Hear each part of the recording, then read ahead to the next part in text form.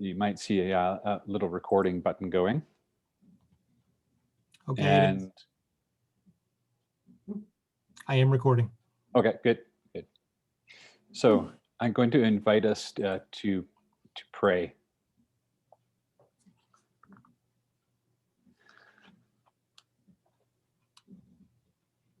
We pray at the beginning of our meeting, Heavenly Father, in you we live and move and have our being.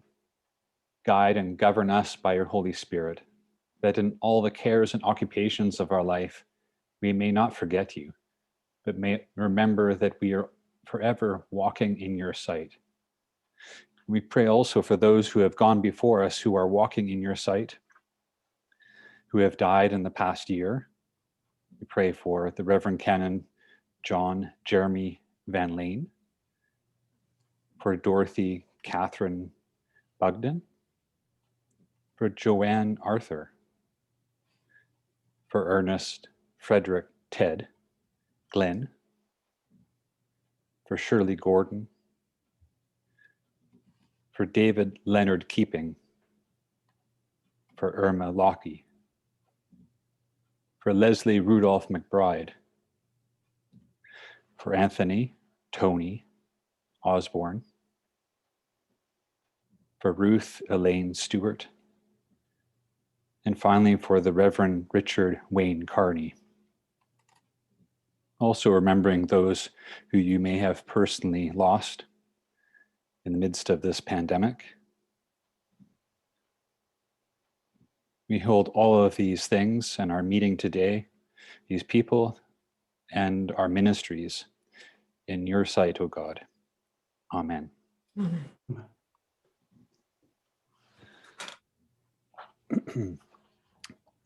I heard the doorbell ringing, so there's probably some extra people that have come in. Sure. Is there a motion to accept the agenda? Oh, here's where it's going to get interesting.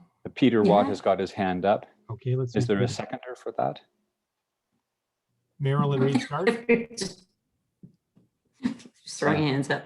I saw on the list Brad Bulmer's hand. So, okay. All those in favor? All right. I think that's a bunch of hands and some approves. All right, I'd say that's carried. Yeah. We'll go through the agenda, and there is the motion to appoint a vestry clerk, which is Jane Watt. And I'd like to appoint Jane Watt as the vestry clerk, and I've got Dawn and a seconder for that. I see hands going up. Marshall Lee. Sorry, it's hard for me to tell who's in order, but I call them out as I see them as you move around the screen. So, all those in favor, just vote with the green button. Would be great. Green button. All right, let's do the green button. 6 to 18. 18 in favor. 17. 18. Yep. All right. Those against? No, don't see any. All right, then carried.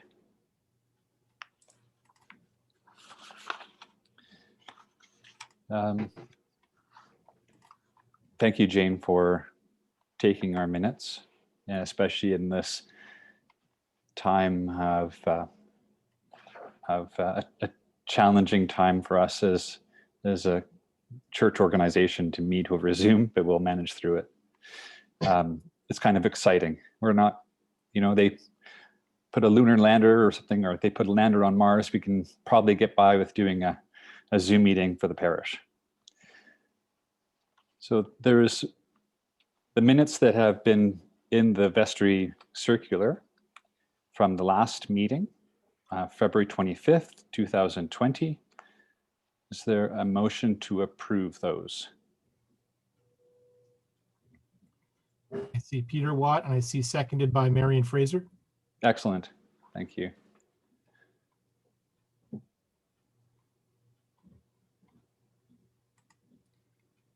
Is there any discussion? Because sometimes things come up. No, seeing nothing. All I don't those see in any favor? hands. Okay. You're getting good at using that green button. Excellent. Okay, I'm seeing Okay. 24.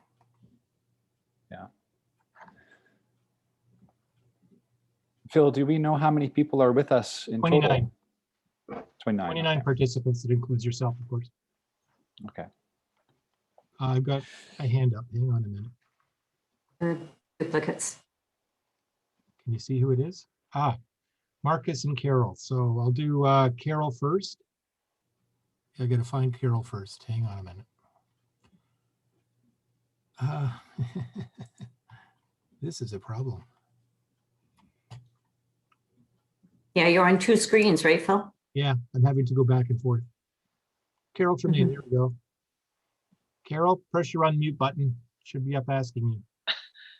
Sorry, I finally found the raise hand button and it was the, my yes button hadn't appeared before, so I Okay. couldn't get rid of the hand. No No question. problem.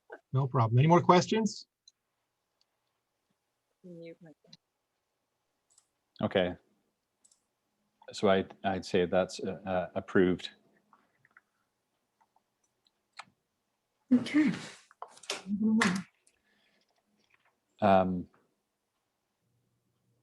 Where am I? So there was the reports that were given out by the bishops and also the clergy.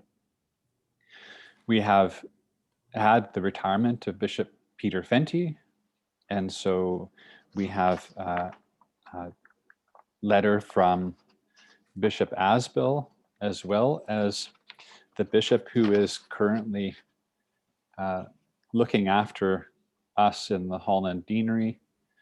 And his name is Kevin Robertson.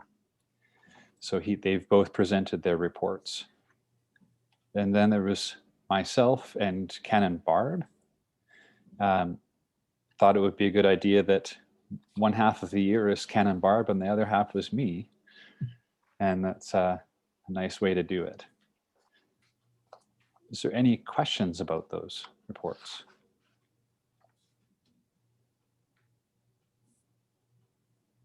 Chris, No? I don't see anything, but I noticed that Kate and Tom Taylor are maybe having some trouble there.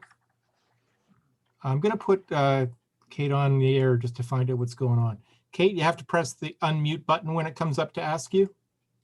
Yep, I did. Okay, now we can hear you. Oh, good. Have you got a problem? No, we're okay now. You can hear us? Yes. Okay, great. Where do we get the green button to vote? What kind of machine do you And their have? last name. We have a Dell. Adele. Easy. Hey, what's the best way of Oh, telling at the them bottom. where it is? We'll just raise our hand. It should be, there should be at the bottom of the screen, if you scroll around, there should be a button called reactions. Bottom of the screen. You see reactions there? If you Anyone? move the mouse to the bottom, Yeah, no, I've got a that. line of different icons, Yep, and one of them should There's say a- reactions. no, Share Okay. screen. No. there isn't one. All right. Well, we'll have to try and keep an eye out for you. Okay, great. Marcus, Marcus wanted to say something. Marcus, what's up? That's for this. Do you see along the Kate, Yeah, along the right pane? Do you see a chat window? no, no. No? No.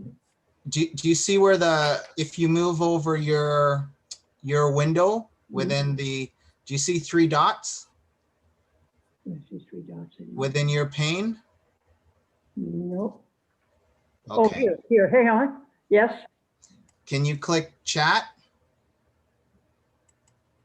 Move over the dots and click chat. You can see the dots, but that's it. Can you move over the dots or touch the dots? yeah, I'm doing that. Can you click the dot? Yeah, Is this, do you get an option for chat? no. Well, the problem is, Okay. Just let them go on. Just I'm carry out. on. Okay. All right. Sorry. Sorry. Okay. Okay. Then I guess maybe do the other option would just to be to raise your hand, as you said. Yes. Thanks, Marcus.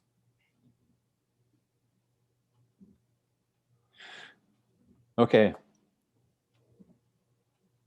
Is there someone who would like to move the acceptance of the bishop's report and the incumbent report, as well as the report by the interim priest? Rick Parker's got his hand up. And Eleanor Whibley's got a hand up. Okay. All those in favor? I can't even see my. Where's my little thing? Yep, there we go. Anyone opposed? No, I'm up to 22, 23, 24 people. No, 24. Yep. We now have 30 participants. Okay.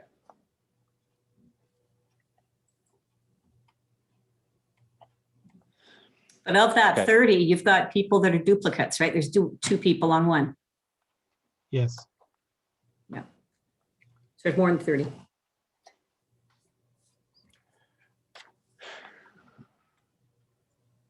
Okay. So that's approved then. Now here's the exciting bit. There's the motion to accept reports to wardens.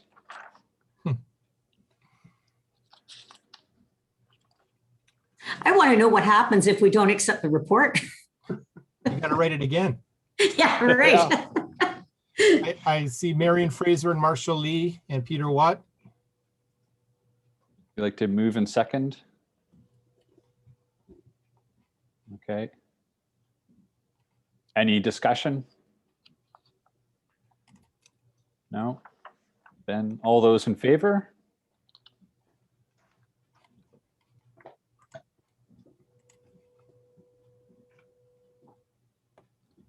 $25. Yeah, okay. So then carried. And now we get to the financial report, which contains motions. Okay, now we're trying to see if Dennis can bring it up. Can share the screen. Can you share the screen, Dennis? All right, let me see if I can unmute you. There we go. There. Okay. All righty. Guess I'm up, right? Yep. Okay, so where this is, if you've been to Vestry report before, most of you have, you know how this works. What you have on that page there, we've actually got the 2018, 19, 20 actuals for our operations, income, and expenses. And on the far right is the 21 budget. We'll be looking at that later. Right now, I am just going to be looking at the 2020 actuals, which is the third column over. I hope you can all see where we're going. You've got 2019 and 2018 there to compare back and forth. Usually we only give you one extra year to compare to, but because 2019 was a rather unusual year in that we did not have a full-time priest, it seemed to make more sense to be able to compare to 2018 as well. You'll see when you get looking at the budget for next year, there's a good reason why you want to look back at 2018 when we had a full-time priest to kind of make the equal comparisons. So starting with our operations income, I'll go through each section and then I'll stop and see if anybody has any questions. So Phil's going to have some looking around for that. So operations income, our general offering. So that means your weekly, monthly envelopes, people on PAG, e-transfers, and the Canada Helps now through our website. Anything that comes in that way is considered a general offering. And you can see that was 133,187. Special offerings of 12,233. Those are the special envelopes we use at Christmas, Easter, and Thanksgiving. It also includes anybody that donates through United Way, and it includes any of the dividend transfers that we take from our trust fund, the payout from our trust fund each year. The open offering at $12.79 is considerably down from the year before. That's the cash that goes in the plate on a Sunday morning from people that may be visiting or that don't have envelopes, and we cannot trace it. So clearly that's down because we did not have a lot of services this year. We were closed for most of the year. The building use, 16,249, basically our rentals. Our Romanians have continued to keep paying rent all through the closures last year. Leisure service, again, have also been paying rent the entire time, even though the program has been completely shut down for the time being. If you want to look and see a complete list of all of our rentals, you flip the page in your booklet to page 37. We won't do it on the screen, but I'll just tell you where to find it. And you look at Schedule 2, and it gives you a complete list of all the different groups that we've had through the year that have paid rent in any or building use funds in any way. Next one, the events, a lot lower than we had anticipated this year, but surprisingly enough, we still managed over $5,000 in events, even though we were closed for 7 months of the year. We had 2 very successful evenings back in January and February. And in December, boy, we really went to town in December, and we had the Max Sold auction, the online auction, the basket raffle, which was hugely successful, the jam sales, another great fundraiser, and people really stepped up and purchased our merchandise cards. So we had a very successful December. Again, if you want to see exactly everything that we did in 2020 for events, just flip the page and it's there on Schedule 3. And you can see a very detailed list. The last group there is our miscellaneous income of $2,422. That includes a $2,000 donation that came in from the Craft Club, and also included our calendar sales. So a grand total of $170,504 is what we brought in income for 2020.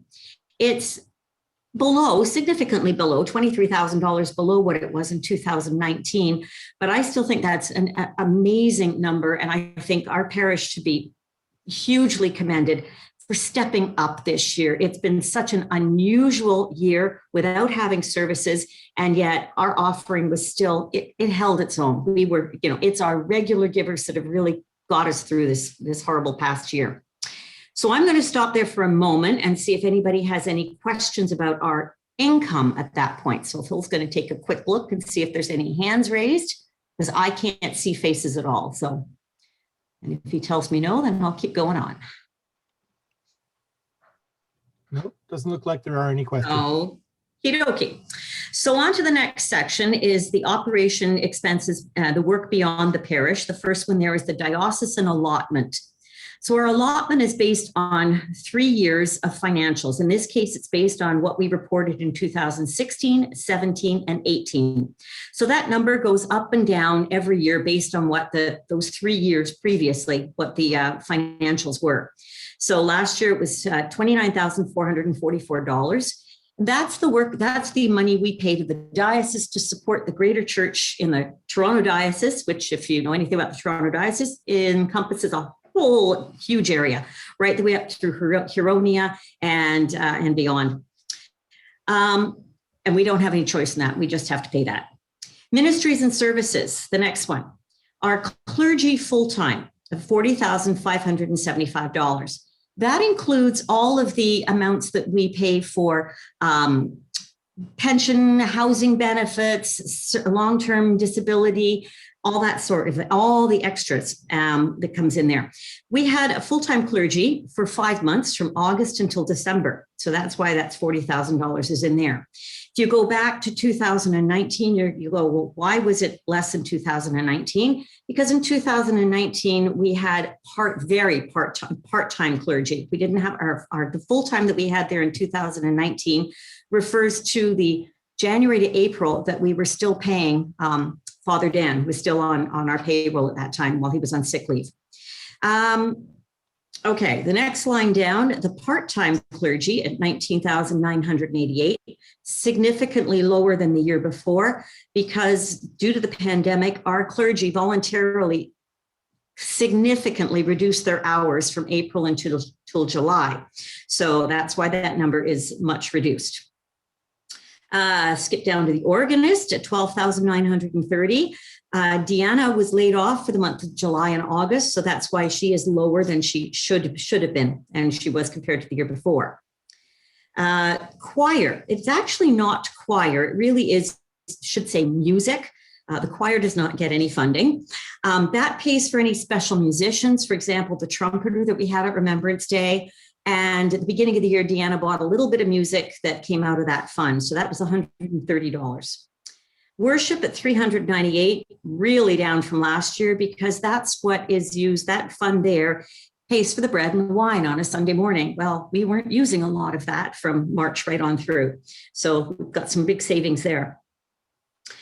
Christian education, school and youth, $482. That entire amount represents what it costs to get the day-by-days that we provide for people. The church school had 0 expenses in 2020. So that really is just those day-by-day booklets that we put out every quarter, I guess we get them 4 times a year. And parish life, again, another big savings there because we haven't been having coffee hours after church from March onwards. We did have 2 events. That was the funding for that was for our farewell event for Canon Barb and Father Rob, and the welcome event for Father Chris. So a grand total on our ministries and services of $75,073. Phil, do you see any hands up? Any questions on that little section? None that I can see. Okay, moving on. Administration. Our secretary, Linda worked reduced hours beginning in July. She reduced her hours and is still on reduced hours. So that was $12,867 as savings from last year. The travel and professional development for clergy, we've only spent $433 last year. Most of that was the $75 per dollar a month charge that the diocese charges us to provide a professional development fund for the priests and the clergy. Our current full-time priest charged very little for mileage last year, and we're trying to encourage him to do so as the year moves on. It is something we do cover, so we're going to keep pushing Chris to try and make sure he gives us his bills. The office admin and service charges, $2,737. That's down from the year before because the office has been closed for 7 months, so therefore we're not using as many supplies. License and internet fees, those still have to be paid whether we're opened or whether we're closed, it doesn't matter, so $2,787. Website and IT services, $6,922, slightly up from last year, but not a huge amount. That pays for our campaign management, our website, the hosting, any of our social media presence. If you're on Facebook, you'll notice we get amazing stuff on Facebook. And if you want a full detailed report of what that encompasses, what we pay to Spinta, turn to page 35 in your vestry book, and Marcus has written up a really good report there that explains how that money is used. And before there's any questions about why is that so expensive, it seems like a big amount, ask anybody in the business world, and the reports we get back is we're getting good bang for the buck for that money. It's the cost of doing business these days. Professional services, audited fees, that's been the same for the last 3 years. It's something we have to do every year. Our books have to be audited by a professional auditor. And that is, of course, is at the back of your vestry book. All those pages are there for you to see. Advertising, we spent nothing this year. Usually it's around the $300 mark. That's what we pay for have advertising in the Era banner, generally for Christmas and Easter services and our spring and Christmas sale, but we didn't use it this year. We did put an ad in the paper for advertising for our new sexton position, and we got it for free because the Era banner kind of messed up on us and forgot to put it in for the week that we'd asked for it to go in. So it was a week late. So in compensation, we got the ad for free. Yay. Photocopier, $3,400, down slightly from the year before. We still have to pay the regular lease of $2,748, but we've had 25% less usage, so that's why there is a bit of a savings there. So our administrative costs came to $33,149. And Phil's going to look again to see if there's any questions on that section. Nope, no hands up. Okay. The property, our insurance, huge jump this year. It was a 16% increase to $11,106, which was an across the board increase. It wasn't just St. Paul's, all churches. In fact, insurance generally went up right across. We did question it and we contacted the insurance company and they assured us that it was nothing that we've done. It is just a general increase right across the board. So hopefully, no, it's not quite so bad next year. The utilities, $13,367, down from the year before because we've had lower usage, but we also had a huge savings of $1,353 because last year we moved to a new telephone system. Our tech team worked to get us onto Key 2 telephones, which it meant a huge savings overall and will continue to be a savings year to year from what we were paying Bell. Maintenance, $8,401, basically covers your snow plowing and your cleaning supplies. And we also had a $770 expense in there, which was a big outlay last year, but will incur savings over many, many years. And Brad Bulmer and Rick Parker switched all of the light bulbs in the church and the rectory to the new energy saving LEDs. So it was an outlay upfront, but should result in a lot of savings moving forward. The sexton, $3,823, significantly less than the year before. They have been on reduced hours. Linda, as our sexton, reduced hours by more than half. And our new sextons are also on reduced hours because the church just isn't being used to its full capacity right now. So our total property expenses were $36,698 in total. Any questions about property, that little section? There doesn't look to be any questions. Okay, But the one thing I'd like to bring up too is the switch to the LED light bulbs was something that was part of the green movement that the diocese wanted us to use that was moved past its synod last year. Yeah. And we obviously, along with the recycling and stuff like that, that Elaine and Dennis were doing as part of our outreach program. Yeah. All that is in keeping with what the Anglican Diocese of Toronto was trying to do. Yeah. But no, I don't see anybody with questions. Okay. Okay, so when you add up all of those 1, 2, 3, 4 little sections there, our total operations expenses, what it cost to run the church last year was $174,364. $30,000 less than the year before. So I think that again is fantastic news. We really did try to lower the expenses as much as you possibly can. Clearly there's some places where you just can't. You've got to pay the allotment. You've got to pay your insurance. There's certain things you absolutely have to pay.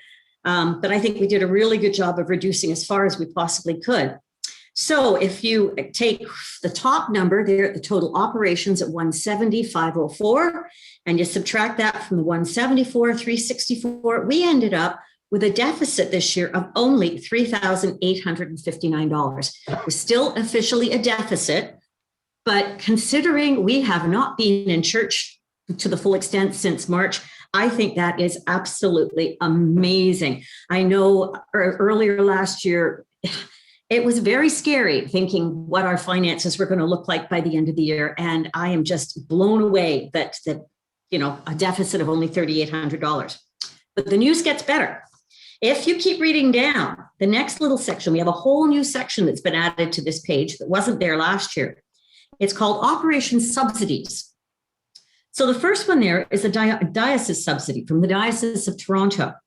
Back in April, because they knew churches were really struggling with the fact that they were closed and most of your income comes from your people that are donating week to week, your offering, they did what was called a Jubilee. So for April, May, and June, for 3 months, they provided full coverage of our allotment fees, the monthly allotment fee, and all of our clergy costs. That was an absolutely huge help to us. What they did was the diocese sold off some land that they had, and they used that money and spread it out to all of the churches in the diocese. We all got that benefit, the Jubilee program. So that was a huge help.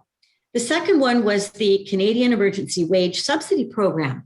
Dennis has been watching this like week to week, month to month.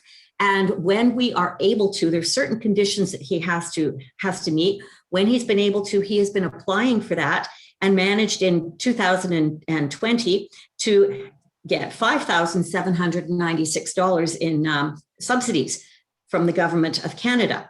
Put those together and we have over $20,000 in subsidies, which is absolutely amazing. So now you put that onto the $3,859 and we end up with a surplus in 2020 of $16,225. And if you think, wow, $16,000, what are we going to do with that? No, look to your left, look a little bit to your left, and you can look under 2018 and 2019, and you'll see, we will remember that we finished both those years in a deficit situation. So last year in 2019, it was 11,437, and the year before was 3,018. And I remember at Vestry last year, the question came up, well, what happens to that deficit? Where does it go? And Dennis answered that question, just said, well, it's carried forward from year to year. And the hope is that at some point you pay it off. We have been able to pay that off now. So in effect, moving forward into 2021, did I do the math? I don't think I have the math here. Anyway, the math is there's money going into 2021, and Dennis can give us the actual numbers. I didn't figure it out. I haven't got it in front of me. There it is.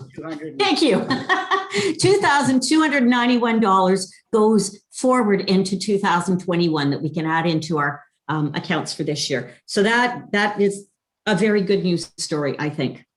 So I'm going to do it right this year. For the first time ever, I'm going to say, I'd like to make a motion to accept the financial report for 2020. Do I have a seconder? Do I need a seconder? And Phil can let me know who's there. Eleanor Whibley has the first one I saw. Okay. There's 4 other hands up too. Yes, I do need a seconder. You're right. Now we can. Colleen, Brad, John. Right. So now we can open it up for discussion, and then we will take a vote.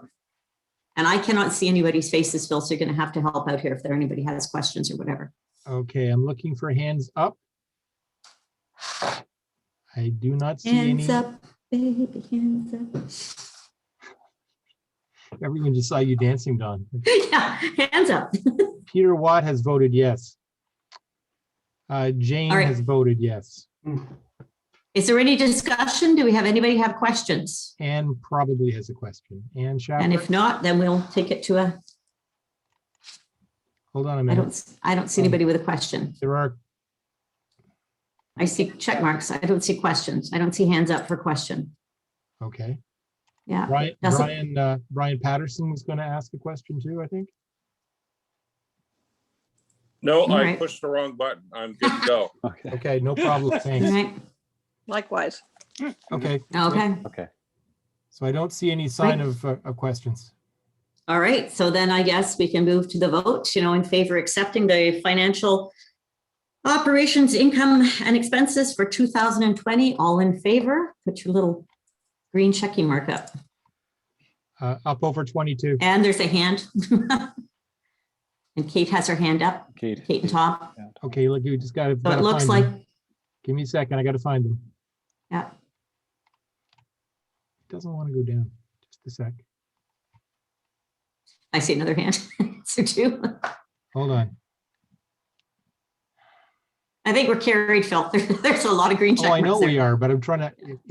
If Kate has a question. No, I think it's hand up for voting, honey. Oh, okay. All right. They're voting. Yeah. Yeah. Okay. So I think that is carried. For the Vestry report. Okay, thank you. So we'll then move on to our next item, which is the budget for 2021 and the motions that are attached with that. Perfect.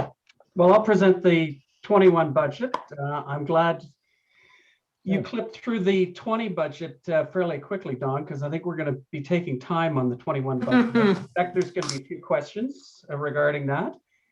Certainly going to be a challenging, it's a challenging budget. But firstly, I'd like to thank our treasurer, Dennis Culnan, for putting together the first draft of the 21 budget. I mean, the Wardens had input and Chris had input, but certainly we couldn't do this without Dennis's help and input. The other thing I'd like to do is just talk about some of the assumptions in the budget right up front. First thing, the budget was developed assuming we would reopen the church at the end of February. And given the uncertainty with our external environment, we may or may not open mid-March, for example, but I think we're going to be discussing that a little later on in the meeting. So that was one of the first assumptions. The second thing is regarding the 21 budget is it's really driven by two key factors. And the first factor is that we want to have a balanced budget year end. I believe it's a diocesan requirement, firstly, and secondly, there's no point in having, budgeting a deficit. We have to at least have a stretch target to achieve so that we can have a zero budget essentially. Otherwise, if we have a budget for a deficit, I'm sure we'll just meet that deficit target. So we decided right off the bat that we would have a zero budget in terms of surplus and deficit. And secondly, I just wanted to say that the bulk of our expenses are for salaries and utilities. And I think Don highlighted that quite well with looking at the 20 budget. And while we've striven to reduce expenses, the bulk of these are fixed costs. And so it's very difficult to reduce our expense line. But certainly the Wardens and our treasurer and Chris, we've been working hard to reduce our expenses, and we're certainly going to keep track of expenses quite closely to make sure that we can keep those in check. So that's what I want to say. First of all, those are really the key factors in the development of the 21 budget. And what we're looking at is a budget very similar to 2018. And as I go through the line items, I think that'll become clear as to how that materializes. Certainly from the expense lines, that'll show you how it materializes. But right off the bat, if we're looking at the income, general offerings, as I say, we're looking at general offerings being somewhat similar to 2018, down a little bit. Certainly an increase from 2020. So there's definitely a challenge there, but we're looking at, as I say, equivalent to the 2018 budget. And similarly with special offerings and open offerings. One of the things regarding the special offerings is we're hoping that we can be open for Easter, Thanksgiving, and Christmas this year. And if we do, then we can certainly increase our special offerings. In terms of building use, thankfully, it's good we still have the Romanians renting our facilities, and they've done so throughout the entire pandemic, and they're going to stick with us. So that's fantastic to have them. Although we have lost some renters, we did lose some renters in 2020, but we're hoping to get renters back in 21 if we can open the church relatively early in the season. And then the next item, the big key factor here is events. You can see that we budgeted a number that's significantly higher than in 2020 and compared to 2018. So this is definitely a stretch target. We're looking at $15,500 in terms of event raising. Now this is something at least we have some control over. Other things we have somewhat limited control over, but we do have some control over events. So we're certainly looking forward to ideas that'll help generate any sort of income from events, and hopefully we can have our summer event again and our Christmas events. So with all that said, what we're looking at, as I say, the 21 budget for operations income is quite similar to 2018. It's down by about $5,000, but we're looking at $208,760.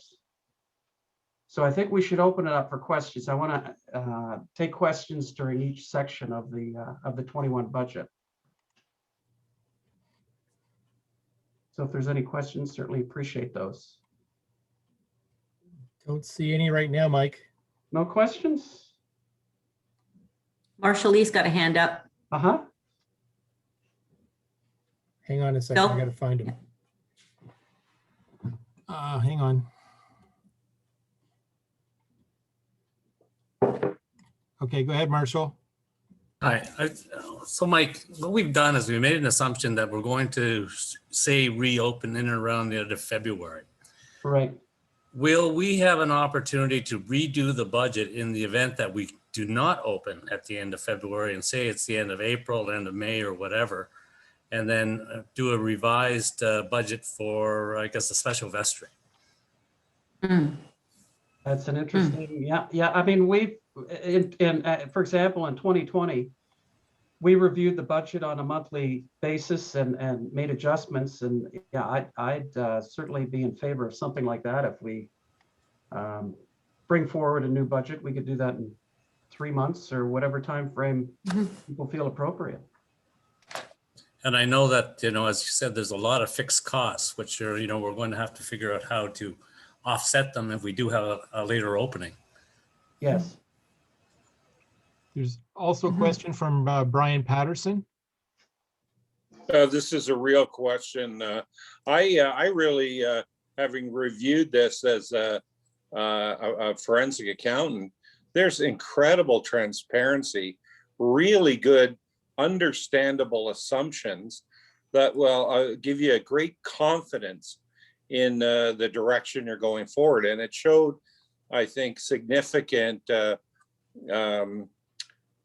comfort on the part of the people who put it together and the wardens, that when you look at 18, 19, 20, and 21, that's really an opportunity to do side-by-side comparison. So I don't want to preempt my pleasure with the rest of the budget, but I'd say having read it through, great transparency, solid assumptions, and every likelihood you're going to meet your targets.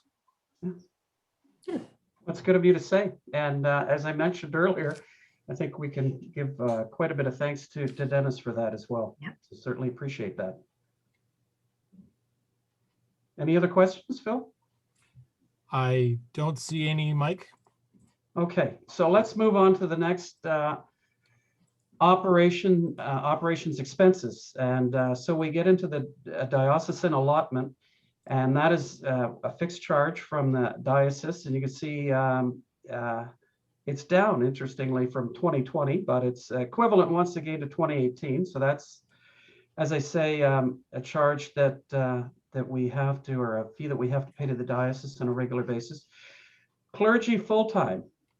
So we now have a full-time minister in Chris Parsons, thank you, which is great. And so now we have a salary associated with Chris, but you can see it's in line with 2018 once again, with if we consider inflationary expenses over that time. Clergy part-time, we're budgeting much less because last year we had Canon Barb and Robert Sweet. So part-time will really just be filling in for Chris when he's on vacation. And then we go down to the organist. You can see that the organist cost is less than in 2018. It's higher than in 2020. So in 2020, we saved some salary. I think Deanna went on CERB for a couple of months, so we were able to save salary at that point. But she has been good enough to also take a cut and pay as well this year for the first 2 months because we're closed January, February. So that was good of her. So we've saved some salary costs there. And you can see the choir cost is essentially the same as 2020. It's up slightly. And worship costs are virtually equivalent to, once again, what we're looking at in 2018, 2019. And that really reflects the purchases of hosts and wine. And Christian education, school youth, this is, you see the $542. And what, as Don mentioned, this includes the day-by-day books that we have. And one of the questions we've asked, and we're looking into, is if we use all of those day-by-day books, can we cut some of that cost? So, you know, I just wanted to mention that because we do go through each of these line items quite carefully when we meet. We try to cut costs where we can, but and we do what we can. And then finally, parish life. This is, you know, hospitality events, welcome back events. So it's down from, or it's up actually from 2020, and hopefully, hopefully we'll be open to be able to enjoy that. But certainly, it's a lot less than what we spent in 2018 and 2019. So maybe I'll take questions again on these line items, Phil, if there's any. Okay, I'm scanning it. I don't see any hands up. Nope. No? Okay, let's move to administration. So secretary, we're looking at the costs down from 2020 and 2019. So Linda is working less hours this certainly in January and February and moving forward for a few months. So she's been gracious to reduce those hours so that we're able to reduce or at least save some costs in terms of salary. Office charges and admin service charges are up from 2020, but they're down from 2018. And then if I could jump to the license fees and the internet. So that's reduced from 2018. And that really is, as Dawn mentioned, that we moved from Bell to Key2 Communications, and that's allowed us to save money in that area. Yeah. But that essentially is a fixed cost as well. Website IT services, we're looking at that, holding that at the 2020 level. And as Don mentioned, a lot of work was done on the webpage in 2020 by Marcus. And so we're able to hold those costs in 21. Professional services, so this is our auditor that we have. You can see that our auditor has held the cost fixed for the last 3 years, so which is good, but that's a cost that we have to undertake on an annual basis. Advertising, we budgeted $308, and this is really for advertising in the Era banner. We didn't use it last year because we were closed over Christmas, but hopefully we're open over Christmas and we'll be able to advertise and be reopened at that time. And then the final line item is photocopier. And as Don mentioned, there's a fixed cost related to that in terms of the lease, and then there's variable costs depending on usage. And so we budgeted higher than, excuse me, 2020, because as I said, with our baseline assumption of opening at the end of February, we're looking at having more months of operation. So that's slightly higher than 2020. So you can see the total administration cost is somewhat equivalent, excuse me, to 2018. It's almost flat with 2020. So Phil, if there's any questions on that area, I'd certainly look forward to answering them. There do not seem to be any hands up. No? Nope. Okay. So then we move to property. Oh, wait, there's a hand up. Okay. Sarah, okay, coming there. You'll have to unmute your, there you are. Yeah, thanks. I should have asked this before. It's just about the Christian Ed and the Christian Ed line. I just want to put it out there that I think at some point we're going to want to look to see how we can increase that, because the church school hasn't been spending a lot of money, but as we're getting more families, we're going to want to put a little bit more into that, I think. So just sort of as a sort of looking forward thing, I think that at some point we're going to want to see how we can increase that. Yeah, that's a good point. Okay, thanks, Sarah. Okay, that's something we'll review then. Could I jump And in then here? we get Oh, to. we got one more. Okay, Sorry, Michael, yep, can I jump in here further to Sarah's comment? I've changed the page on the view to the designated fund. Thank you. I do want to point out to everyone, if you look at this line here called youth, we have $801 in a holding fund that is available for youth programs. So that could be for anything. It could be for Sunday school. It could be for an event that we have for the kids. That money is available. And what would happen is if someone has an idea, like Sarah or anyone else associated with the school, would put that forth to the wardens, and they would approve the money to be coming out of this $801 that has been sitting there. Okay, I just wanted to point that out. In addition to our operating costs, we have that fund available that we could use if we wanted to do something even more for the school, the church school. Okay, and Sarah said thank you. And I've also got a question from Brad and Kathy Bulmer. They'll have to unmute. There they go. I just wanted to say that what Sarah said was great, like great news that we could increase the budget because we're getting more families in.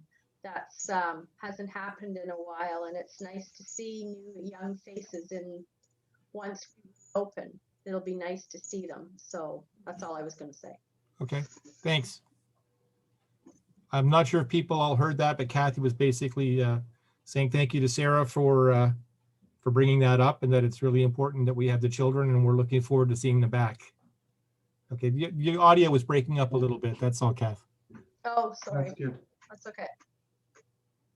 Okay, any other questions? No? Okay, so we'll move on to the final expense section, and that is basically property expenses. So insurance, our insurance is up from 2020 by 14%, and this is a fixed cost from the diocese for the overall diocese insurer. Utilities, we're seeing utility charges increase somewhat for electricity, natural gas, water, and our stormwater charges. But thankfully, we had, as was mentioned earlier, Brad and Rick changed out the church LEDs, so we can see some measure of reduction in terms of electrical charges. And then finally, under utilities, the telephone charges have decreased since 2019. As I mentioned, we moved from Bell Canada to Key 2 Communications. So we see some benefit there. In terms of maintenance, we're looking at lower spending projected for 21 due to one-time purchases made in 2020. And that's essentially some of the, for example, the LED lights and increased cleaning supplies that were purchased in 2019. So they'll help to reduce some of our costs in 2021. And then finally, under sexton, as Don mentioned, we hired a new sexton. Well, two of them actually, Dan and Tina Miller. They started with us, I think it was about the beginning of December. And so they've been doing a fantastic job. They're very committed, and I think everyone's going to enjoy meeting them. But unfortunately, as soon as they were hired, the church closed, and they're gracious enough to to have reduced hours through January and February. So we're able to save some of their salaries during that time. But we're looking at moving them up as soon as the church opens. We're going to have to move them up and take advantage of their cleaning services at that time. So we're still looking at higher charges than in 2020, but lower than in 2019 for sexton duties. So that brings the total property charges to $39,000, which is, you can see, equivalent to the other year's costs, essentially. And then finally, if we can look at the bottom line, the total operations expenses are $219,760. And as I said earlier, that's equivalent to 2018. And the reason I keep saying 2018 is that was the year that the last year that we had full-time clergy. And so our costs are reflective of that, of 2018. And then finally, we're looking at so a deficit of $11,000, given all of this. Thankfully, Dennis has been on top of the government subsidies that have been available, and we're looking at receiving $11,000 worth of subsidies. These are a carryover from 2020. So the monies are going to be coming through in 2021, and with the $11,000, that'll bring us to an operations net surplus of $0. So that gets back to the baseline assumption that I mentioned, where we're going to have a balanced budget. I guess the only thing I'd like to say once again is that it's certainly going to be a challenging year. Income is where we're going to have to really keep our eye on. We're going to work hard to keep the expenses in check, but income is going to be a real challenge. And as I mentioned earlier, events, we're going to have to think of events, more events to increase income. So I'll just leave it at that. And if there's any questions, Phil. No, I don't see anything so far.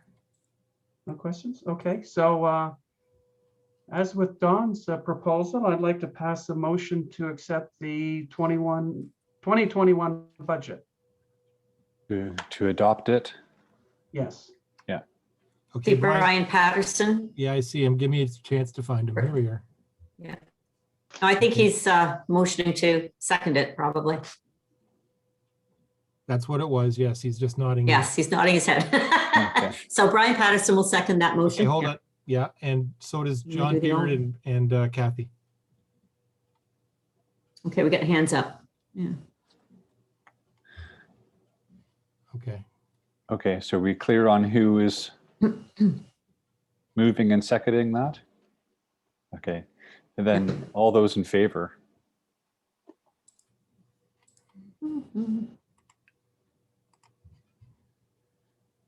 Yeah, we're up over 20. Yeah, okay. So then Carried. that's carried. Thank you, Michael, for that, leading us through that presentation. And thank you also especially to Dennis and to Elaine, the hard work that goes into doing the financials and bookkeeping it's just fantastic. Thank you.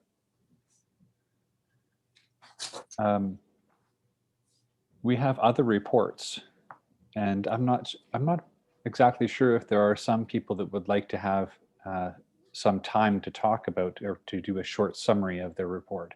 I know, Michael, you were talking about doing one for the cemetery. That's right. Yeah, okay. So there's that. And is there anybody else that has written a report that would like to give a short summary? Okay, seeing nobody else. Michael, would you like to say something about the cemetery committee? Sure. So in the Vestry report, there's a section on it's on page 29. There's a section on the Pioneers Cemetery report. And so we have a cemetery committee chaired by Tom Taylor and the members of the committee. And if I forget anyone, let me know and I'll mention them. But there's Ann Campbell and Don and myself are on that committee. Ron Marriott was, I believe, the chair Ian Williams. for some time, who unfortunately passed away recently. So with the cemetery committee, you know, the Pioneer Burial Ground is on Eagle Street, across from the arts there. It's owned by St. Paul's, and it's maintained, thankfully, by the town of Newmarket, who look after the grounds on a regular basis, and we certainly appreciate that. But what the cemetery committee has been looking at is the opportunity to reopen that cemetery. And the vision is to have a columbarium installed at the cemetery where cremated remains would be kept. Right now, it's we're just at the investigative stage. There's a lot of hurdles that have to be passed through the diocese, through the province of Ontario, and most importantly, we have to put a business case together. Because reopening of the cemetery is going to have to be a financially viable operation unto itself. It can't rely on the church for any compensation. So we're looking at that, but we are excited that we could reopen the cemetery, as I say, for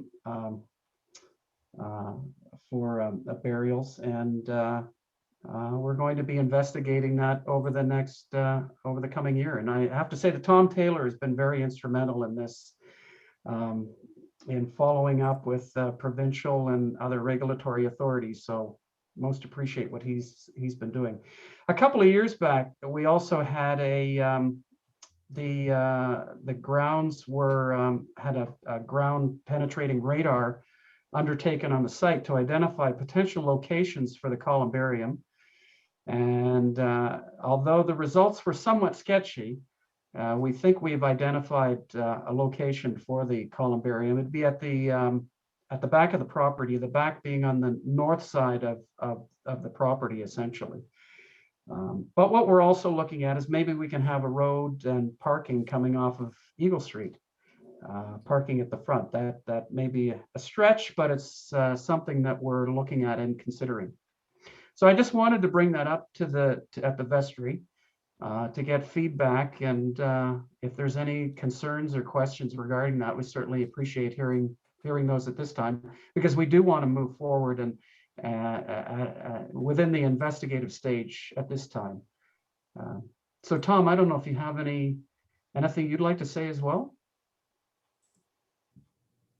Okay, You're on Phil. mute there. Yeah, I'm trying, Don. He's got to press the unmute button. Click on that. There we go.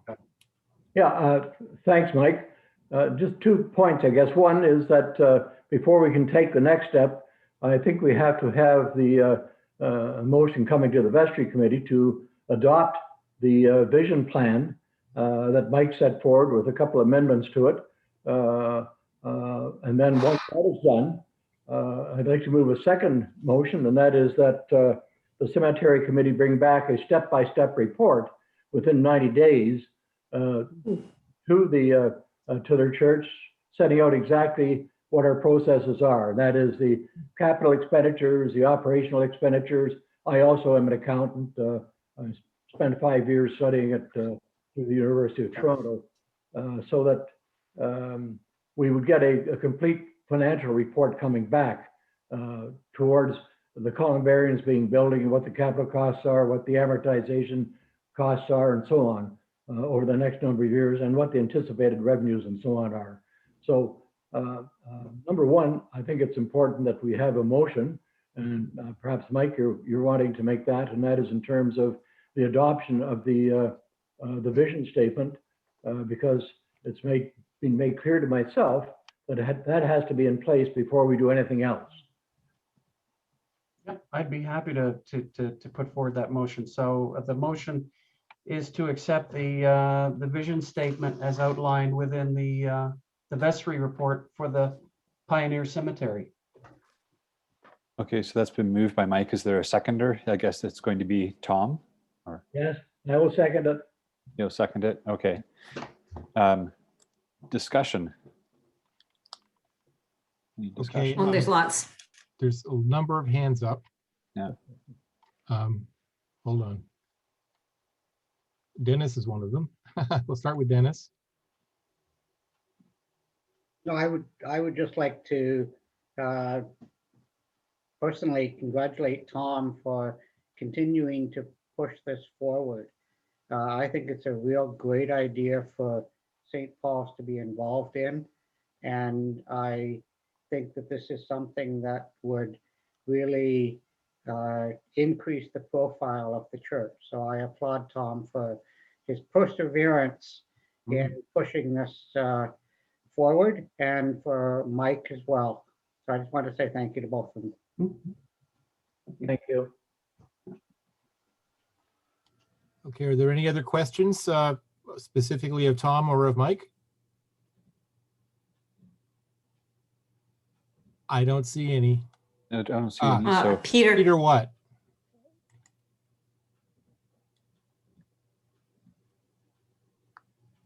I asked him. Yeah. Where is he? There we go. I'm going to There you make an go. echo. What's the process with going forward with this with the diocese? That would all be part of the step-by-step. I'll give you a full report back from the diocese, also a full report back from the OBA, which is Ontario Burial Authority, along with the financial steps to go forward as well. So it'll be a multi-page report coming back before anything happens. Yeah. Okay. Yeah. Okay. Okay, any more questions or comments? Before the vote is taken, I'd just like to make one comment, and that is Ron Merritt has been a friend of mine for probably 50 years. And before he passed away, he asked me if I would take over and carry it forward, you know. And I had an awful lot of respect for Ron, and I just wanted to make that statement and make it public, so to speak. Yeah. Thank you. That's very nice. Thanks. And I think just one other thing, sort of following up to what Peter's question was, this is, I'm sure we're going to have multiple meetings on this moving forward. You know, Tom's report that gets produced in 90 days or so, I think that'll probably just be a first of many steps that everyone's going to have input into, because this will be a huge decision, I think, and I'm sure we'll have many further discussions. Yep, definitely. All right, then let's call the question. All those in favor of supporting the motion?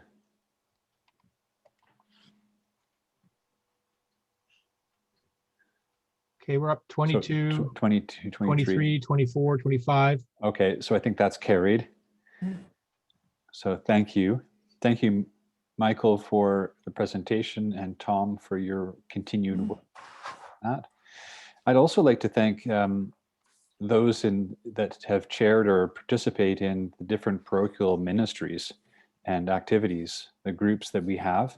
Even despite being in pandemic times, there's been new and creative ways in meeting and getting together. So it's a real tribute to you as St. Paul's as you continue to flourish under that pressure. So thank you for all of your ministries. Is there someone who would like to move the adoption of all the reports from the various parochial ministries? Marion Fraser's See hand is Marion? up. And seconded by Marlene, I think. Okay. So Marlene all those in Sharif. favor? And Paul and Janet. Yeah, Okay. up over 20. It's all, yeah, it's good. Yeah, so that's carried. Thank you very much. Now, Let's find the page. now we have the appointment and election of the parish officers for 2021, which is number 11 in our agenda. Page 44. Yes, thank you.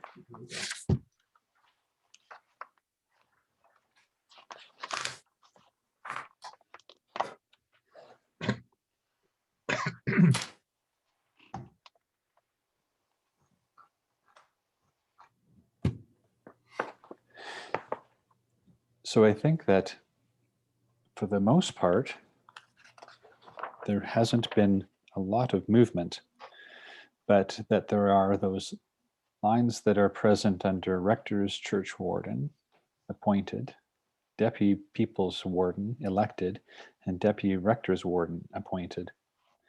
Those have all got names beside them. And Phil's thinking, you know, Where's he going here? where am I going with this? So I'd like to appoint the Rector's Warden as Don Claxton. Surprise. Yeah. Oh, people are applauding. You say there's lots of No. Welcome back. Lots of applauding. You can't get rid of me. I'm a dirty old penny. Just keep coming back. I think it's No, I said last year was my last year, but last year was a non-year. So this year's now my last year. there's there are a number of people that we have in these other positions. It's exciting because the congregation will be in a good position with a variety of people that are in leadership or leadership positions in the deputy position. Now, actually, I think those of you who've been helping with the nomination committee, you have to help me out because I can't remember who goes where. But there's 4 people. One is John Beard, and there's Sarah Grimes. There is Marlene Schruff, and there is Gregory Samai. So those are 4 of the 4 people that we've asked, and they are willing.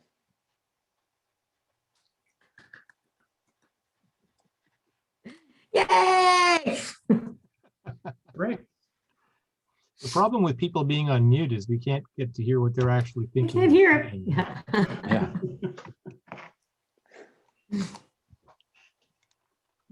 Now, just for the details' sake of Jane trying to record this information, she'll want to know who goes in what slot. I'm like, I Okay. don't remember. So you are the one that contacted John, so he's going to be a Rector's Warden, Deputy Right, Warden. okay, yeah. And Greg is the And Rector's Greg. Deputy Warden. Yeah. And then under the People's Wardens, Deputy Wardens, we have Sarah and Marlene. Very good. Okay, got that, Jane?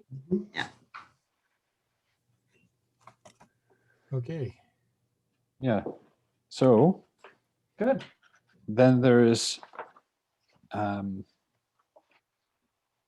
nobody else that has moved positions or has stepped down from the previous year. So I'd like to have the appointment of these elections of these officers to take place for those who are elected. They are they're filling a role, but I want to call from the floor that there is the possibility of other names to be entered in. So is there any other names that would like to stand for election?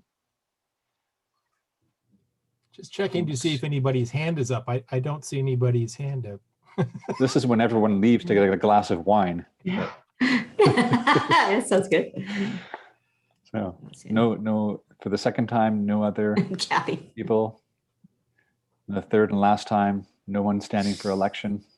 All right. So then I call them acclaimed to their positions. If that's the right thing to do, or you can vote on them. Everyone likes to push the button anyway. So why don't we Let's push the, yeah. push the button? We should. All those There we have There we Oh, go. I just turned mine off. Yep, you're Okay, over, there's over lots there. 2021. Over 22 there. So they are carried, and congratulations. I think these are exciting times, and it's going to be with an exciting group of people that we navigate the next year as a parish council and as an advisory. Now, there is, according to tradition in this diocese, there is a motion that is asked of the bishop that we are to answer in some shape and form. And I think that it's called the Diocesan Vestry Motion, Committing Ourselves to Anti-Racism 2021 Social Justice. And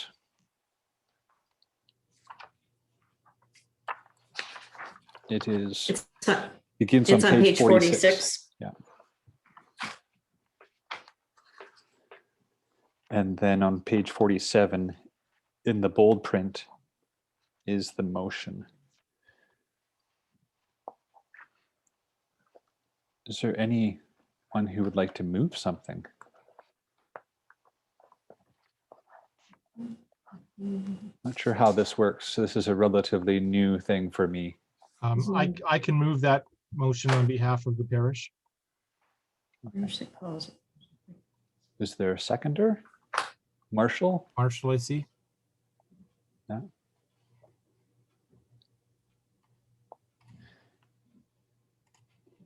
And then I think the motion should be read out, Chris. The tricky bit is the last part of the motion. Yes.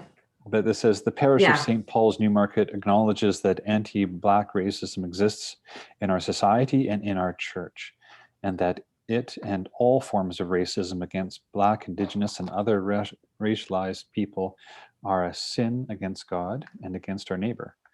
We commit ourselves to the recognition, dismantling, and elimination of anti-Black and other forms of racism in our secular institutions, in our church, and in ourselves, and to work for the full inclusion, participation, and belongingness of Black, Indigenous, and other racialized people in all sectors of our common life. In light of this acknowledgement, and in keeping with this commitment, our parish undertakes to do the following. Okay. And of course, the question becomes, what is the following? Well, there are examples right underneath. They give you 5 examples there. So we already do one of those, the Black History Month, which is thankfully for Pauline. Yes. Yeah. That's a once a year thing. So there's a lot more room. That's not. Yeah.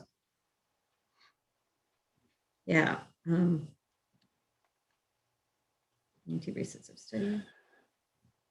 Well, I think it's something that we could maybe talk about at our next advisory meeting. I think you're absolutely right. That's would be the best forum, I think, to bring ideas forward and move them at the advisory committee and implement them. Mm-hmm. Yep. Yeah, so I think if anyone has any ideas, to bring them to a member of, either bring them to the wardens or Chris, or to someone who's on the advisory committee. Mm-hmm. You know, we've done a few things already. I know that, I was doing those dinners. I mean, think about a year ago, we had our lovely evening in China, and Marshall helped us out with that. And that was very successful. I think we all learned a little bit about the Chinese culture, and certainly a lot about China itself that night. I have no idea how beautiful it was. So there's small things we're doing, but clearly we could be doing a whole lot more.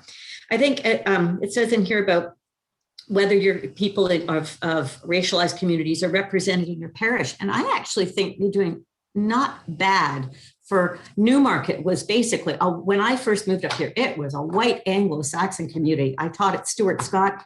All the kids were white. And it's not like that now. And St. Paul's, I think, is becoming more and more reflective of that. We have several families of color in our parish now, and you see them involved in the service, and, you know, when the servers and the sides people and the readers and people are involved. So I think we really need to continue in that direction. Sure. Yeah. Pauline has raised her hand asking to just- speak. Yeah, sure. Thanks.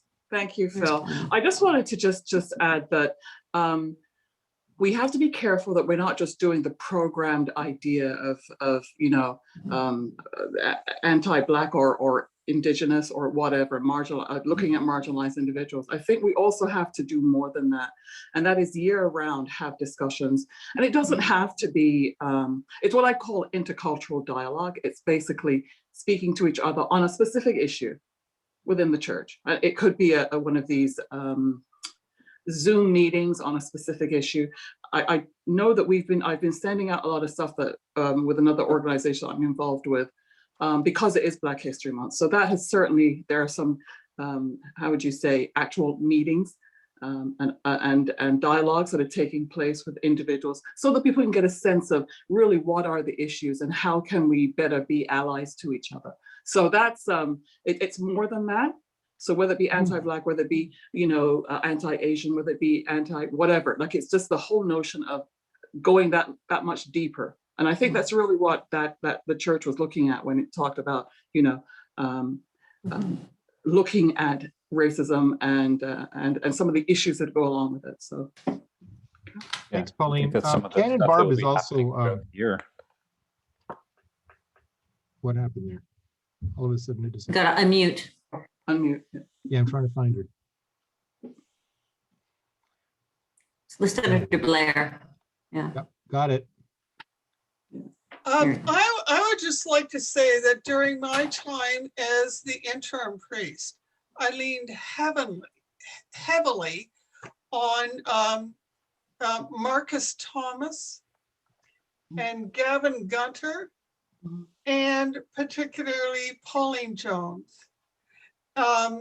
Not because of their color, but because they're brilliant and they brought a fresh and wonderful addition to the parish. And if we can continue to promote these people who, you know, we need them. We need them because they have many gifts. And I think we just need to keep on that pathway. Yeah, no, I hear you. Okay. Thank you.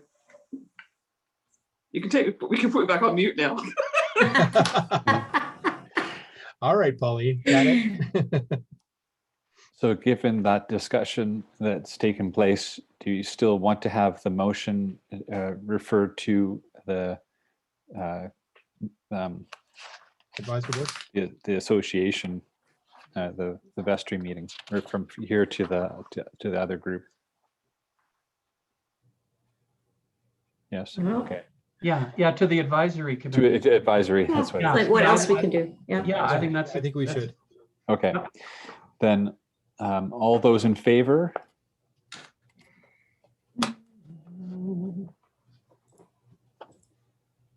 Okay, then We're up over it's carried. 22, Thank you very much. 23, 24. Yep. Yeah, there's a lot. Okay. We're getting towards the end. And now there is some motions that are specifically printed in your bulletin, 48, page 48. Motion to appoint an auditor. That this vestry under Canon 14 appoints Inamdar. Inamdar. My mouth doesn't work that way. Inamdar. Professional corporation to do an audit for the 2021 financial year. It's moved by Don Claxton, seconded by Dennis Culnan. All those in favor?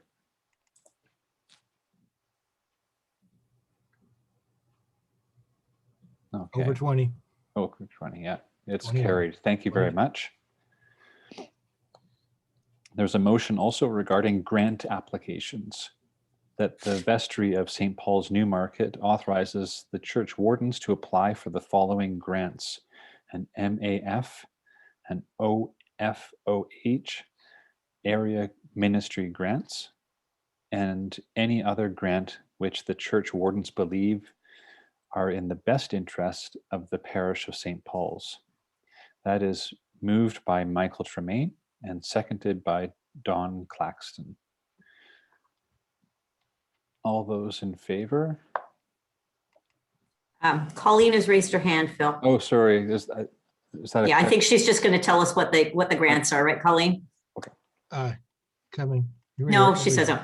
So that's Ministry Allocation Fund and the Our Faith, Our Hope grants. Okay. Right, and we're supposed to be voting on that. I didn't think there would be any discussion about it, so yeah. No. If you could, I didn't see it. Was it up? No, she's okay. She's changed her mind. Okay. So all those in favor?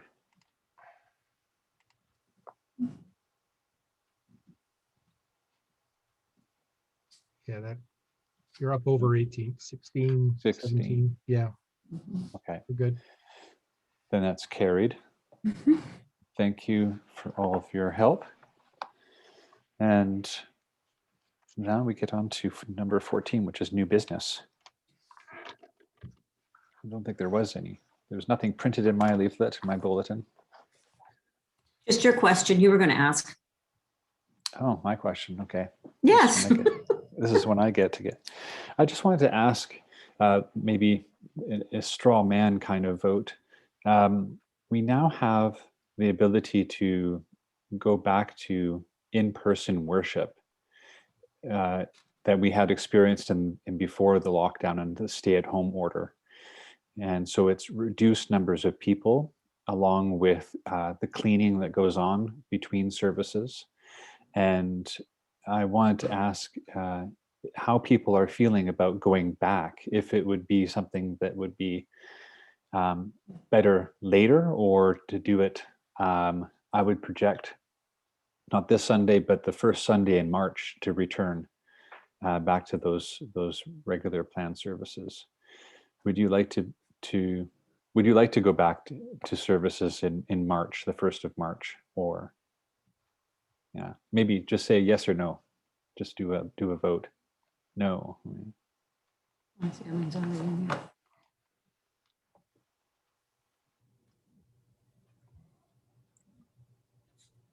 Interesting. Oh, There's a lot of no's. A lot of no's. Yeah. Yeah, it's very. Yeah, very, that's what so I you, thought. Yeah. you'd be more Around down the comfortable. middle. It's kind of like a. Yeah, be more comfortable. So we'll remain doing some the video services and then go back to worship maybe later on in the month. When things, I would really at least like to see people come back for Easter for sure. But Palm Sunday would be, yeah, that'd be good. We enter into that time of Holy Week. So thank you for your help. Yeah, good. Yeah, I kind of think Palm Sunday would be a really ideal target, depending on what the numbers are out there. It gives you almost a month, more than a month. Yeah. To get the feeling for what's happening in the real world. Phil, I think you've got Blair with his hand up. I do. Hang on a second. I got a to find him. message. You have to understand, this I'll isn't try to really unmute. well laid out. And Peter, yeah. Okay. You've got a couple. Yeah. I'd really like to see us open on Palm Sunday, because we have all those palm crosses. But we need new Hundreds ones. of them. They're all dried up. Well, they're supposed to dry up. Just like us. Okay, the other person is Colleen, would like to say something, and Oh, there it is. Yeah. she has to unmute. You have to unmute, Colleen. Okay. Try again. No, you're still muted, Colleen. Try again. There. Yeah. Okay. Yeah. Yeah. Watching the numbers, but a good goal would be Palm Sunday. I know everybody wants to go back to church. I want to go back to church, but It's all in the numbers. Okay. Yeah, I understand. Yeah, I thought Pauline, Peter are you has- waving? Oop. I've got raised hands here. Okay, so what I was going to suggest is just as we did before when we kind of sent out a quick a survey to everyone, we might want to do that again just to see what numbers we're looking at for return. I don't know if that I don't know if it's too much work or if it's, you know, but maybe it's another idea too. I mean, it's just how many of us are on this call? 30 of us? Yeah. But we really need to find it for the rest of the congregation. From my perspective, because I now know people who have suffered from COVID and died from it, it makes me, it's very clear to me that this is not, you know, this is not something that you pass by lightly. And not so much for myself, but certainly for those of us who look after other seniors, right? So I just feel that we should maybe have that conversation with the rest of the congregation. That's just my point. Okay. Okay. Marion Fraser is also asked to speak. I was just wondering if no matter when we go back, we could continue live streaming because there will be people who will not be able to back or who will be reluctant to, but will still want to hear and virtually attend the services. So could we continue doing that? Right now, we're actually not live streaming. What you see on a Sunday morning are recorded services. They're actually recorded on a Wednesday night. That's why it looks so dark in the background. We did live stream the Did we live stream the service just before Christmas, Phil? Were they actually live streamed? We did 3 of them. I think the last two or three were actually live streamed. Yeah. Yeah. Right now, we don't have the equipment to live stream properly. We're looking at, actually, we just passed a motion for grants. The wardens are going to be looking into getting a grant to be able to get the equipment we need to do a better job of live streaming services moving forward. So it is something we're going to look into. Absolutely. I mean, we could do it now, but they're not high quality. So I know it's easy to say, can we live stream services? In our building, it's not so easy to do because of, you know, the technical issues, and it's a big old building and sound is horrible and lighting is terrible. So we are looking into that. So hopefully when we do get back, we will be able to do that. You've got Marcus with a hand up. Hi, I just wanted to speak to Marion's question. I'm not at all involved with the putting together of the live stream, but I know it's a tremendous amount of work, and it's a tremendous commitment from all of those who come and participate in the recording of these streams or of these videos. And I think it might be of some, I don't know exactly how it would be done, but I think it would be of some use to figure out a way to just share the process with the congregation, just so people know, because I mean, these videos just end up in your email on Sunday morning, and there are a lot of moving parts that go into putting these together. You know, I'm in communication with Phil, but I'm sure there are other people doing stuff too, but Phil takes on a tremendous amount of work to an effort to get these videos online. So it's a great thing to have them, but it's also a lot of work. And I would hope you know, there would be a way maybe to be able to communicate that to everybody, just so that the expectation can be managed. If at some point the videos, you know, because we're back in service, the videos may not be as frequent. I don't want to speak out of turn here, Phil, but I just know a lot of work goes into it, and I don't know how many people actually know what's involved. That's all. I appreciate the comment. Thank you very much. Dawn rather likes it because it means I'm gone for the whole day on Thursday. And Thursday, Friday, and Saturday. So 3 she days. gets the day off, right? And I'm not around to bother her. But yeah. We could do a behind the scenes look and also a blooper reel. A 'cause blooper I reel, know yeah. I thought you do about a lot that, of but bloopers. you'd be starred in the blooper roll for sure. Yeah. Yeah. Thanks. Oh, I think, is it Pauline that wants to talk? Colleen or Pauline? Pauline. Pauline down the bottom? Yeah. I got to find it. I got her. Phil. You know, I just want to just speak to what Marcus is saying. I've been involved with Phil while we've been putting together this Black History thing for Sunday, and talk about having to learn to do things differently. He has just provided a wealth of information, not only to me, but certainly to the people who will be performing at this thing in a video format. And he's going to put this whole thing together. And I thought, oh my gosh, like this is going to be interesting to see, but it's just the fact that I don't know if you've picked up this technical know-how, but you know, never a complaint. I just want to say thank you. And I think we should also just thank him for just the amount of work that he's done. It's unbelievable. Thank you. And yes, I'm sure Dawn, it's like when I call Dawn, oh, Dawn! He's done. I'm just doing what I want to do. I said, oh, okay. Thanks. But no, thank you so much, Phil. I really appreciate, and I'm sure we all do, the work that you've done. Thank you. Thank you. Yeah. Wants a director's chair and a beret. Yeah. Well, maybe we should get in that. Yeah. That was the original joke. I figured I'd wear a beret into the church one Right. for one of the recordings. I have something of my own tradition. It's not new business, but I now see Marion's hand has gone up. But I just wanted to say one of my traditions at vestry meetings has been always to be thankful.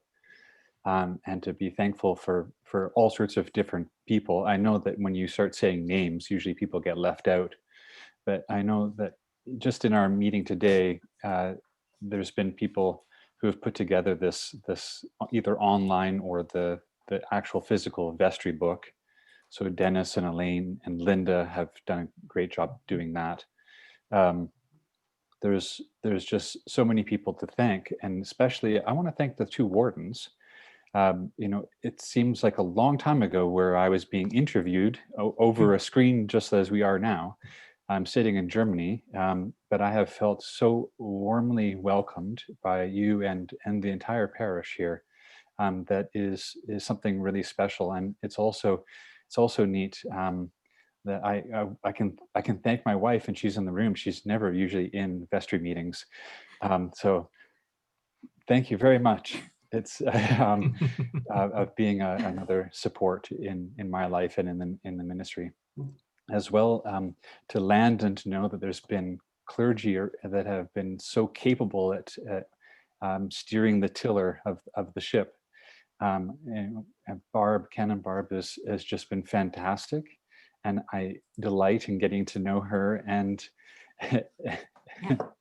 and her better half, who secretly makes pickles. Awesome pickles. Yeah. Hint, hint.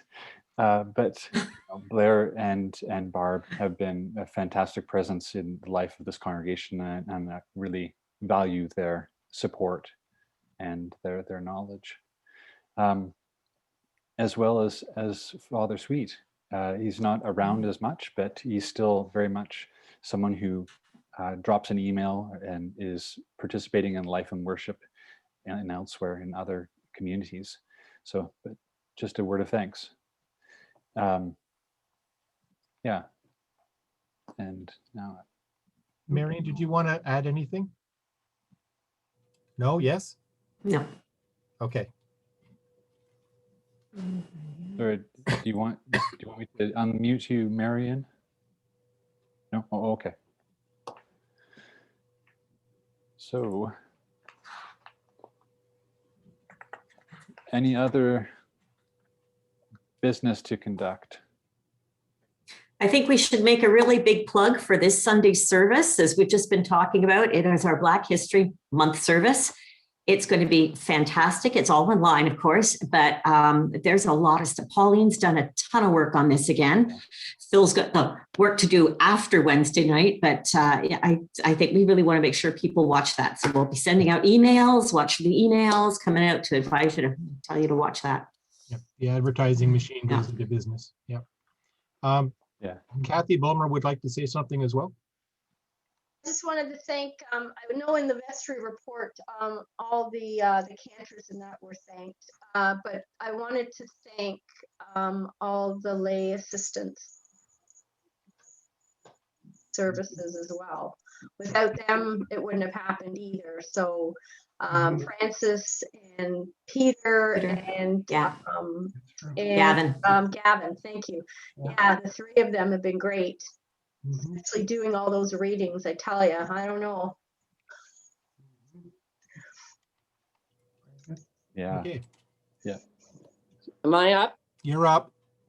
Okay, just a reminder to everyone to mail in their intention forms if they can. Thank you. I'm processing them, so that's all. Okay.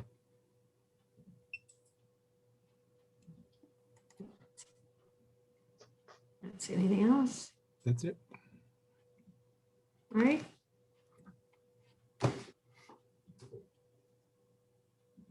Yep, that looks to be everything. Okay, so that's it. Then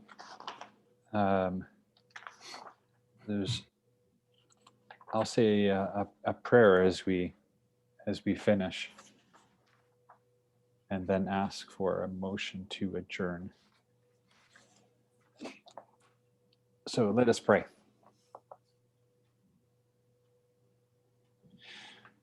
Remember, Lord, your people bowed before you, and those who are absent through age, through sickness, or any other cause.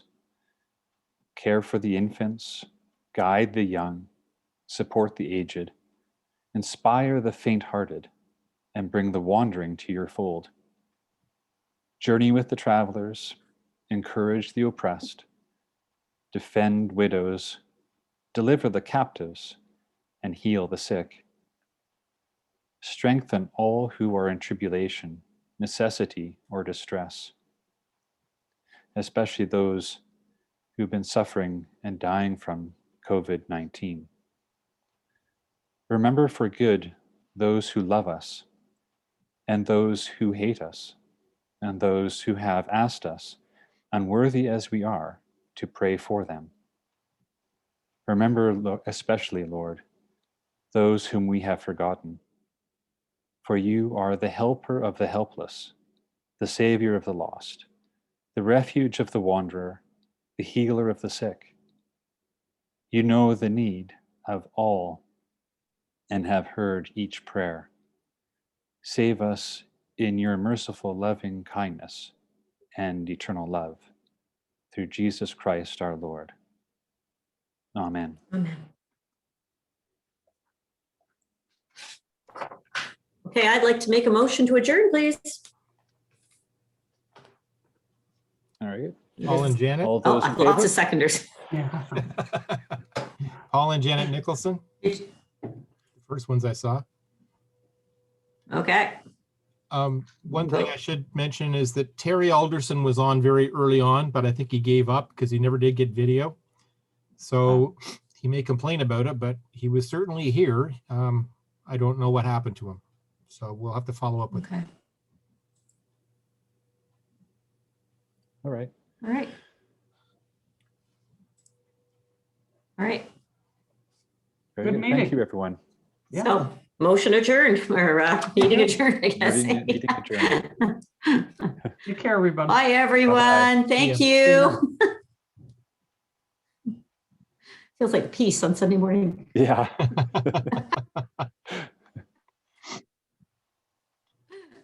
I think it's Miller time.